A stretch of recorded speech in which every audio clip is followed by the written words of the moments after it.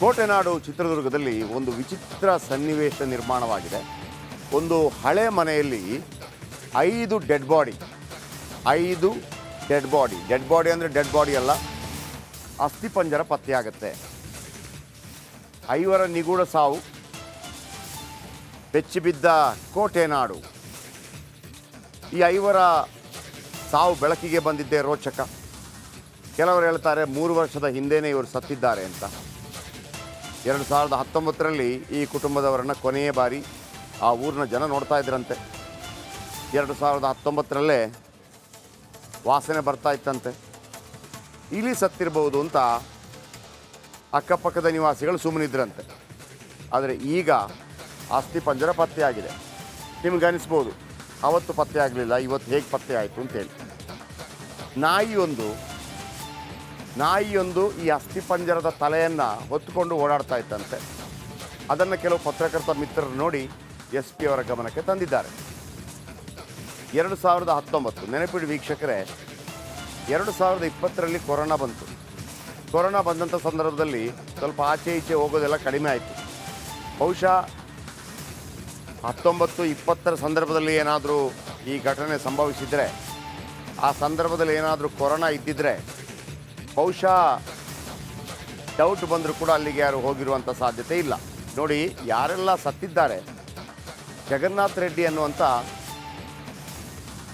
ಡಬಲಿ,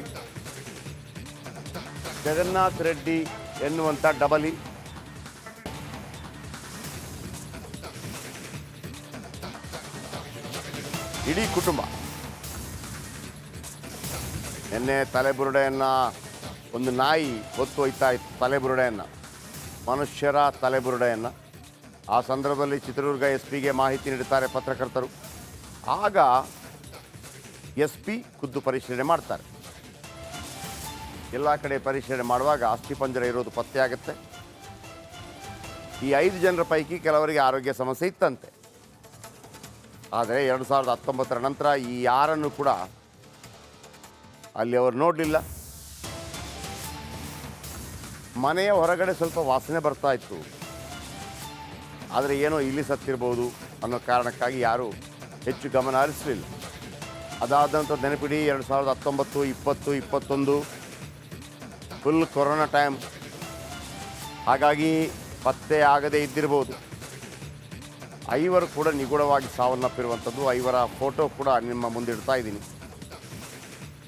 ಒಂದು ರೀತಿಯಲ್ಲಿ ಬೆಚ್ಚಿ ಬೀಳಿಸ್ತಾ ಇದೆ. ಅಂದರೆ 5 ಜನ ಸತ್ತರೂ ಕೂಡ ಯಾರಿಗೂ ಗೊತ್ತಾಗಲಿಲ್ವಾ, ಅಕ್ಕಪಕ್ಕದವರು ಯಾರೂ ಬರಲಿಲ್ವಾ, ಆ ಮನೆಗೆ ಯಾರೂ ಬರಲಿಲ್ವಾ, ಈ ಎಲ್ಲ ಪ್ರಶ್ನೆಗಳು ಉದ್ಭವ ಆಗುತ್ತೆ.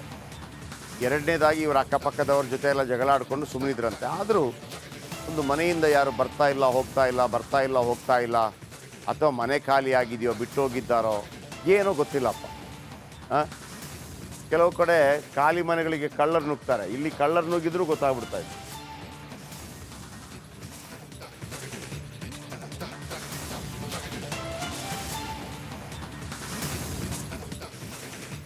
ಒಂದು ಬೆಡ್ರೂಮ್ನಲ್ಲಿ 3 ಅಸ್ಥಿಪಂಜರ, ಮತ್ತೊಂದು ರೂಮ್ನಲ್ಲಿ 2 ಅಸ್ಥಿಪಂಜರ ಪತ್ತೆಯಾಗುತ್ತೆ.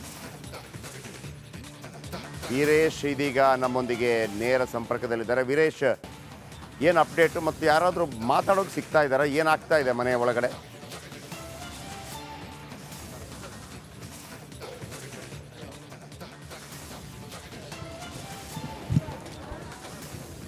ಖಂಡಿತ ಜಯಪ್ರಕಾಶ್, ಏನಂದರೆ ಹೇಳ್ಬೇಕಂದ್ರೆ ಇಲ್ಲೇನು 5 ಅಸ್ಥಿಪಂಜರಗಳು ಸಿಕ್ಕಿವೆ. ಅವು ಜಗನ್ನಾಥ ರೆಡ್ಡಿಯ ಫ್ಯಾಮಿಲಿ, ಸಂಪೂರ್ಣವಾದ ಫ್ಯಾಮಿಲಿ ಅಂತ ಹೇಳ್ತಿದ್ದಾರೆ. ಗ್ರಾಮಸ್ಥರು ಮತ್ತು ಅಲ್ಲಿನ ಸಂಬಂಧಿಕರು ಏನಿದ್ದಾರೆ ಅವರು ಕೂಡ ಹೇಳ್ತಾರೆ. ಇವರಿಗೆ ಏನಂದರೆ 4 ಜನ ಮಕ್ಕಳು ಇರ್ತಾರೆ. ಅದರಲ್ಲಿ ಒಬ್ಬರು ಮಂಜುನಾಥನ್ನವರು ವೈದ್ಯರಾಗಿರ್ತಾರೆ. ಅವರು ಅಂದರೆ ಇವ್ರಿಗೆ ಇನ್ನೂ ಅವರು ಒಂದು ಕಳೆದ 10 ವರ್ಷಗಳಿಂದನೇ ಅವರು ಮೃತಪಟ್ಟಿರ್ತಾರೆ ಅಂತ ಹೇಳ್ತಾರೆ.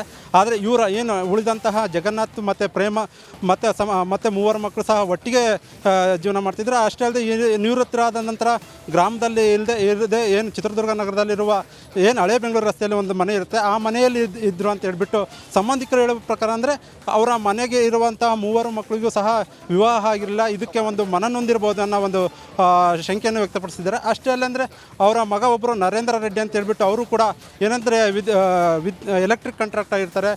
ಬೆಂಗಳೂರಲ್ಲಿ ಎಲೆಕ್ಟ್ರಿಕ್ ಕಾಂಟ್ರಾಕ್ಟ್ ಮಾಡಬೇಕಾದಾಗ ಸುಮಾರು ಅಲ್ಲಿನ ಸಮಸ್ಯೆಗಳಿಂದ ಕೆಲವು ಪ್ರಕರಣಗಳು ದಾಖಲಾಗ್ತವೆ. ಆ ಪ್ರಕರಣದ ಛೇದಿಸ್ತಾ ಏನು ದೊಡ್ಡ ಸಿದ್ದನಹಳ್ಳಿ ಗ್ರಾಮಸ್ಥಕ್ಕೆ ಬಂದಿರ್ತಾರೆ. ಅಂತಹ ಸಂದರ್ಭದಲ್ಲಿ ಕೂಡ ಜಗನ್ನಾಥ್ ರೆಡ್ಡಿ, ಯಾಕಂದರೆ ಅವರು ಕೂಡ ನಿವೃತ್ತ ಇಂಜಿನಿಯರ್ ಇದ್ದರು. ಈಗ ಏನೋ ಒಂದು ರೀತಿಯಲ್ಲಿ ಮಾನಸಿಕ ಮನನೊಂದು ಯಾರ ಸಂಪರ್ಕಕ್ಕೆ ಸಿಗದೆ ಚಿತ್ರದುರ್ಗ ನಗರದಲ್ಲಿ ವಾಸ ಆಗ್ತಿದ್ರು ಅಂತ ಹೇಳ್ತಿದ್ದಾರೆ. ಅದೇ ರೀತಿ ಅವರ ಸಂಬಂಧಿಕರು ಒಬ್ಬರು ಇದ್ದಾರೆ, ಅವ್ರನ್ನ ಮಾತಾಡ್ಸೋಂಥ ಪ್ರಯತ್ನ ಮಾಡೋಣ.